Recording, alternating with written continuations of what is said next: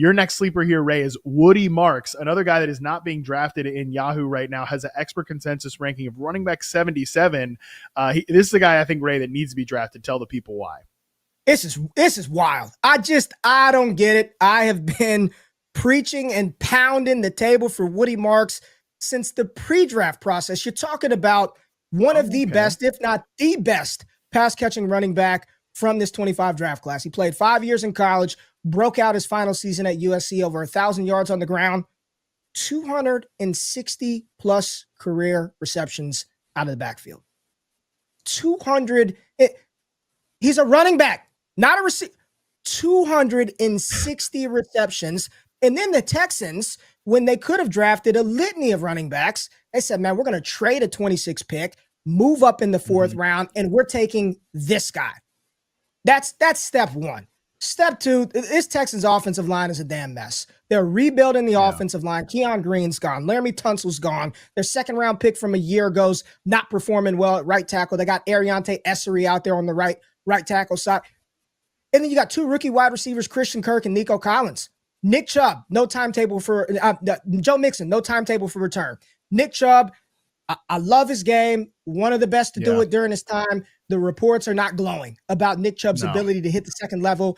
And he's never been a pass-catching weapon for any team that he's played on. This is, again, almost in a weird roundabout way that we talked about Ricky Pearsall, process of elimination. It's Woody Marks is going to factor into this offense on a team where the offensive line is sketchy, probably a lot of dump-offs from C.J. Stroud. We know he was running around for his life last season. The best thing for Houston is for Mixon to get healthy. But if he's not, Woody Marks, 4-minute offense, 2-minute drill, passing down situations, and he's not a scrub between the tackles. He's no Nick Chubb. He's no Joe Mixon. He's never going to be a bell cow rusher.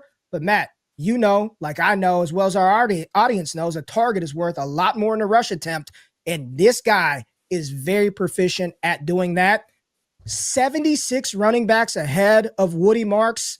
Like, stop it. Stop. Even if you didn't like his profile coming out, well, Ray, he's going to be 25 at the end. I don't give a damn about that. You think I care about his age at the end of the season? I don't care. Opportunity is a knocking and a calling for Woody Marks, and this is what he does.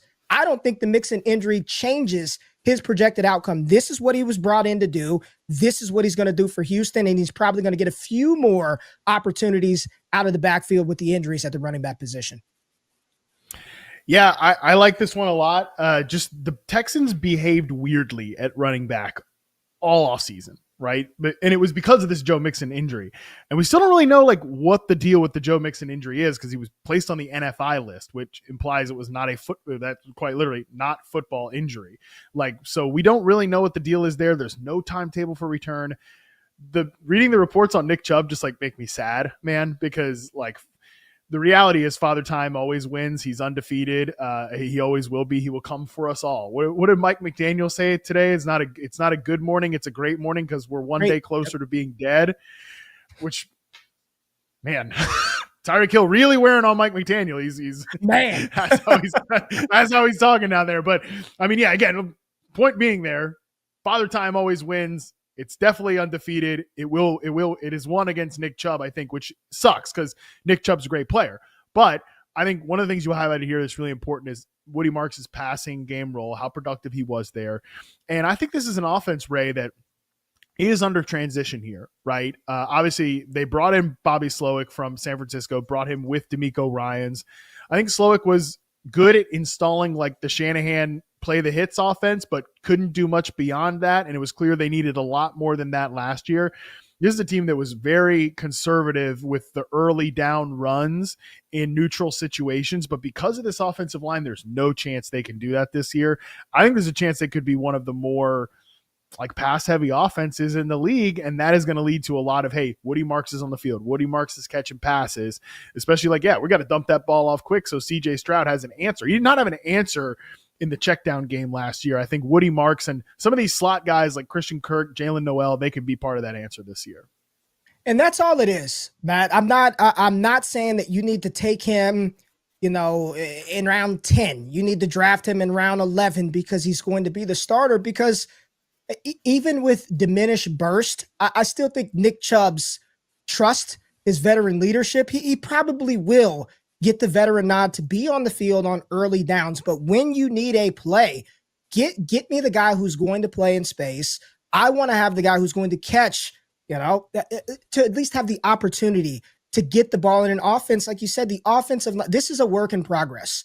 And here's the thing about the one thing that could work against Woody is the other side of the ball. They've probably got a top 3 defense in the NFL. I mean, defensively, they are going to be very good up front in the secondary linebacking core. So I don't see them getting in a lot of games where CJ Stroud, it's going to have to be a shootout. But if you can't run the ball and you can't protect your quarterback, the quick game is going to have to be a part of this offensive scheme. And Woody Marks's skill set, it definitely lends to being a productive fantasy asset in that quick game, in that screen game. And again, he's good enough to get a couple of carries between the tackles, but you're not going to view him as the primary ball carrier for that offense. Yeah, I really like it. I mean, it's like, even if it's a bit of a PPR scam, I think that's fine. I think it's part of the direction of where this offense is going. Do you like? I've seen some people kind of speculate that he's more of like he just can't really get there from like a gap run perspective. He's more of a zone runner. Like, what do we think this offense is going to be under Nick Caley? Because he's an interesting guy, right? He comes from a Patriots background, but spent so much time with Sean McVay. But a lot of that is when they kind of transitioned to more of a duo-heavy run game. Well, I'm writing about this. I got an article dropping on Yahoo tomorrow talking about some ambiguous backfield. So I was talking about, I'm writing about this. I got an article dropping on Yahoo tomorrow talking about some ambiguous backfield. So I was talking about Woody Marks and the potential offensive deployment.